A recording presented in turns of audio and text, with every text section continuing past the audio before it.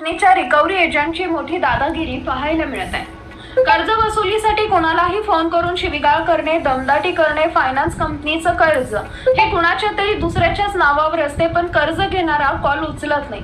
म्हणून त्यांच्या call list मधील व्यक्तींना फोन करून तुम्ही त्यांचे कर्ज भरा असा तगादा लावत घाण घाण शिवीगाळ करतात। दिनांक 22 मे रोजी दुपारी 1 वाजता नाशिकच्या अंबड परिसरातील श्रीराम पतपेढी नावाच्या बँकेच्या कर्मचारी अज्ञात महिला आणि पुरुष एका पत्रकाराला फोन करून विचारले, सतीश अस्वलेला ओळखता का?